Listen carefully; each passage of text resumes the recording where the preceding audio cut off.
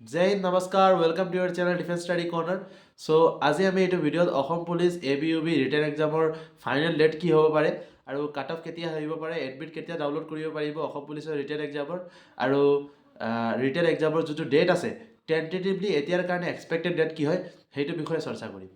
প্ৰথমতে মই আপোনাক সকলোকে ক'ব বিচাৰোঁ যে আমি যোনটো ৰিটেন এক্সামৰ কাৰণে চৰ্চা কৰি আছোঁ সেইটো যোনটো ডেট আমি আপোনাৰ এইটো ভিডিঅ'ত আপোনাক ক'ম সেইটো ডেটটো টেণ্টেটিভ ডেট হয়। টেণ্টেটিভ মানে সেইটো ডেটত হোৱা চান্সেছটো 90% আছে। কাৰণ কেনেকৈ মই সেইটোৱে বুজাম আপোনাক। প্ৰথমতে মই আশা কৰোঁ সকলোৱে পঢ়ি আছে, ৰিটেন এক্সামৰ কাৰণে পূৰা প্ৰিপেৰেশ্যন চলাই আছে। কাৰণ যিহেতু এতিয়া আপোনাৰ হাতত বেছি ক'লে 20 দিনে থাকিব। 20 দিন সময়ত আপুনি যেনেকৈ হ'লেও নিজৰ চিলেবাছ কমপ্লিট কৰিব লাগিব আৰু আপুনি যথেষ্ট ইমানেই পঢ়িব লাগিব যে যোনটো এক্সামত আহে, ঠিক আছে, বাহিৰত একো পঢ়ি লাভ নাই। ধৰক যদি কিবা এটা টপিক এক্সামত ৰিপিট কৰি আছে সেইটো টপিকতে ফ'কাছ কৰিব লাগে। কাৰণ বেলেগ টপিক পঢ়ি পেলাই কি লাভ কওকচোন। যদি আপোনাৰ হাতত সময়ে নাই, বেলেগ টপিকত যদি আপুনি সময় ৱেষ্ট কৰি তেনেহ'লে একো লাভটো নাই, কাৰেক্ট। চ' আপুনি যোনটো টপিক একদম ইম্পৰ্টেণ্ট এক্সামৰ কাৰণে, যোনটো টপিকৰ পৰা ৰিপিটেটিভ কুৱেশ্যন আহি আছে এক্সামত, আপুনি সেইটো টপিকতে বহুত ফ'কাছ কৰিব, ঠিক আছে। এনেকৈ সেইটো টপিক ৰিভাইজ কৰিব যে নেক্সট টাইম যদি এক্সামত তাৰ কুৱেশ্যন আহে then you can do it correct, ঠিক আছে। সেইটো এটা আপোনাৰ এপ্ৰ'চ হ'ব লাগে। বাকী আমি এইটো ভিডিঅ'ত যোনটো কথা ক'ম যে আমাৰ কাট অফ কেতিয়া আহিব সেইটো যোনটো ভিত্তিত আমি কথা ক'ম সেইটো একৰ্ডিং টু এনালাইচিছ হয়। মই প্ৰথমতে আপোনাক সকলোকে কৈ দিওঁ যে আপোনাৰ ৰিটেন এক্সাম যোনটো আছে সেইটো মাৰ্চ মাহত হোৱা নিশ্চিত।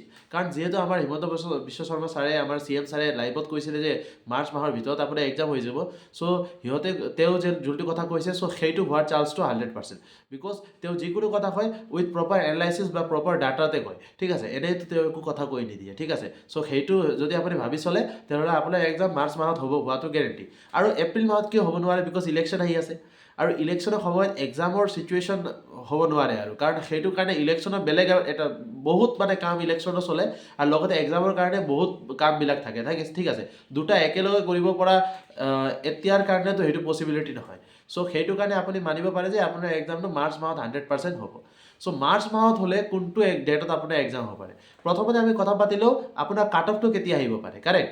চ' কাট অফটো আপোনাৰ যেতিয়া আপোনাৰ ফেব্ৰুৱাৰীৰ লাষ্টত কাট অফ আহিব লাগিছিলে, কিন্তু এতিয়া 28 তাৰিখ হৈ গ'ল, কালি 1 তাৰিখ হ'ব। চ' এতিয়ালৈকেতো কাট অফৰ একো আপডেট নাই। যিহেতু কাট অফৰ এতিয়ালৈকে আপডেট নাই, চ' প্ৰথম সপ্তাহ মানে 7 তাৰিখ আগে আপোনাৰ কাট অফৰ কাৰণে কিবা আপডেট আহিব লাগে।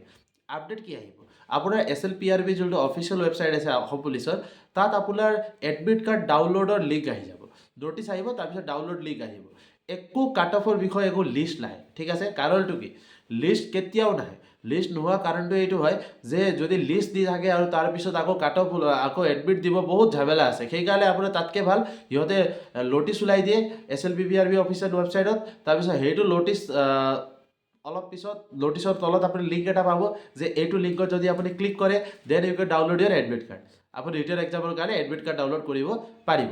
যিহেতু আপুনি তেতিয়া ৰিটেন এক্সামৰ কাৰণে এডমিট কাৰ্ড ডাউনলোড কৰিব পাৰিব, তাৰপিছত আপুনি সেইটো এডমিট কাৰ্ড ডাউনলোড কৰিলে গম পাব যে আপোনাৰ কাট অফ কোৱালিফাই হৈছে। যাৰ এডমিট কাৰ্ড ডাউনলোড কৰাৰ পিছত এনেকুৱা অপশ্যন আহে, ধৰক যেতিয়া আপুনি লিংকত ক্লিক কৰিব, লিংকত ক্লিক কৰাৰ পিছত আপোনাৰ যোনটো এপ্লিকেশ্যন ID আৰু পাছৱৰ্ড হিচাপত আপোনাৰ যোনটো ডেট অফ বাৰ্থ আছে সেইটো ভৰাব ক'ব। যেতিয়া দুটা আপুনি ফিল আপ কৰিব, ফিল আপ কৰাৰ পিছত আপোনাৰ এডমিট কাৰ্ড ওলাই আহিব। যদি এডমিট কাৰ্ড ওলাই নাহে তেনেহ'লে আপুনি গম পাব লাগিব যে আপুনি কাট অফ ক্লিয়াৰ কৰা নাই। কিন্তু মই আশা কৰোঁ সকলোৰে কাট অফ ক্লিয়াৰ হয়। যিমান আমাৰ DSP ফেমিলি এটা চাই আছে, মই চবৰে কামনা কৰোঁ ভগৱানক যে সকলোৰে কাট অফ ক্লিয়াৰ হৈ যাওক ফিজিকেল আৰু সিহঁতে ৰিটেনৰ এক্সাম দিব পাওক। কিন্তু যেতিয়া আপোনাৰ তাত এডমিট ডাউনলোড নহয় আপুনি গম পাব যে কাট অফ ক্লিয়াৰ হোৱা নাই। তাৰপিছত যদি এডমিট ডাউনলোড হৈ যায় তেনেহ'লে আপুনি গম পাব যে কাট অফ ক্লিয়াৰ হৈছে। তাৰপিছত আমি যাৰ ডাউনলোড হৈ যায় এডমিট, সেইটো হিচাপত আমি এটা এনালাইচিছ কৰিম আৰু আপুনি কৈ দিম যে আপোনাৰ কোনটো কাট অফ ভিতৰত কোনটো কাট অফটো মাৰিছিলে চাগে, ঠিক আছে। সেইটো আমি এনালাইচিছ প্ৰপাৰ কৰি দিম, সেইটো টেনশ্যন একো নাই। বাকী সেইটো ভিডিঅ' আপুনি পাই যাব যেতিয়া কাট অফ আহিব, তাৰপিছত যেতিয়া এডমিট কাৰ্ড ডাউনলোড হ'ব তাৰপিছত, ঠিক আছে। চ' সেইটো কাৰণে সময় আছে। চ' আপোনাৰ এডমিটটো মাৰ্চ মাহৰ প্ৰথম সপ্তাহত হৈ যাব লাগে।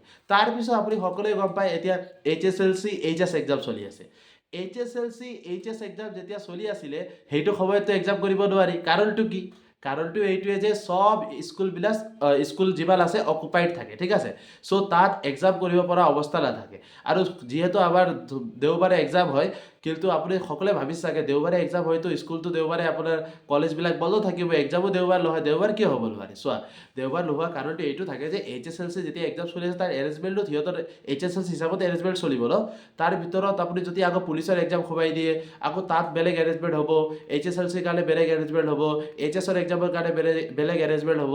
চ' সেইটো বহুত ডিফিকাল্টি আহি যায়, তাত বহুত প্ৰচেছ ইনভল্ভ হৈ যায়। চ' সেইটো কাৰণে আপোনাৰ HSLC পিছত একদম যেতিয়া ফ্ৰী হৈ যায়, তেতিয়া আপোনাৰ ফ্ৰী কেতিয়া হ'ব?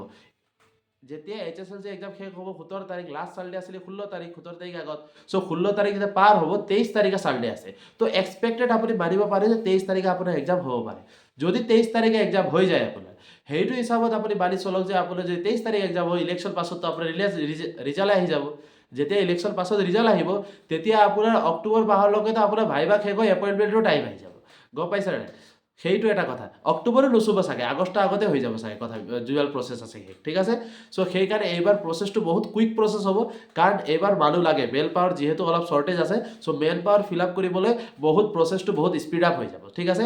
চ' সেইকাৰণে আপুনি মানি চলে যে আপোনাৰ এক্সামটো টেণ্টেটিভলি 23 তাৰিখ বা 23 তাৰিখ হোৱাটো চান্সেছ আছে 90%, কাৰণ লাষ্ট চানডেটো সেইটোৱে আছে ন। তাৰপিছততো 30 তাৰিখ চানডে আছে, 30 তাৰিখ আকৌ গুচি গ'লেতো এপ্ৰিল মাহ আহি যাব, এপ্ৰিল মাহত আকৌ ইলেকশ্যন আহি যাব। চ' সেইটো একো লাভ নাই সেইটো ভাবি পেলাই। চ' এতিয়াৰ কাৰণে ভাবি চলক যে আপোনাৰ হাতত বেছি ক'লে 20-25 দিন আছে। চ' সেইটো সময়তে ইউটিলাইজ কৰক। আমি সদায় ক্লাছ চলাওঁ 6:30 বজাত। আমাৰ যোনটো আমাৰ চেনেল আছে ইয়াত আপুনি পাই যাব ইম্পৰ্টেণ্ট ভিডিঅ'বিলাক, সেইবিলাক আপুনি ফ'ল' আপ কৰিব পাৰে। নহ'লে আপুনি ইউটিউবত চাৰ্চ কৰি পেলাই চাব পাৰে ইম্পৰ্টেণ্ট টপিকবিলাক কি হয়। নহ'লে আপোনাৰ ইয়াৰ ডিছক্ৰিপশ্যনত আমাৰ হোৱাটছএপ গ্ৰুপৰ লিংক আছে, তাত গৈ পেলাই জইন হৈ যাওক।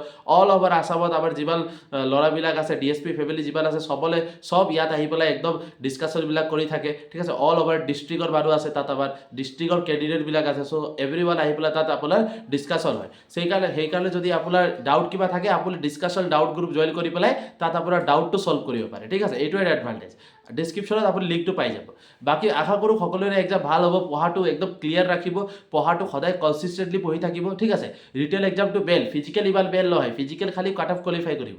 তাৰপিছত ৰিটেলে আপোনাক বেটাৰ কৰিব যে আপুনি এক্সামত আপোনাৰ চাকৰি হ'ব নে নাই, কাৰণ ভাইবাৰো ৱেটেজ ইমান নাই। 5 মাৰ্কৰ ভাইবা কিমান ৱেটেজ হ'ব কওকচোন। সেইকাৰণে মেইন ৱেটেজ থাকে ৰিটেনত ভাল পাৰফৰ্মেঞ্চ কৰিলে আপোনাৰ ভাইবাত নাম অহা চান্স বেছি থাকিব। ভাইবাত নাম আহিলে ৰিটেনতো যদি ভাল পাৰফৰ্মেঞ্চ কৰিছে, ফিজিকেলতো ভাল আছে আৰু ভাইবাটো যদি ভাল হৈ যায়, তাৰপিছত 100% এপইণ্টমেণ্ট পাব। চ' সেইটো ভাবি পেলাই আপুনি নিজৰ হাৰ্ডৱৰ্ক কৰি থাকক, বিকজ যদি হাৰ্ডৱৰ্ক এতিয়া কৰে, পিছত আপুনি পৰিশ্ৰমৰ ফলটো পাবই। সেই আশা কৰোঁ সেইটোৱে। বাকী ভালে আছে, পঢ়ি থাকক। জয় হিন্দ, জয় ভাৰত।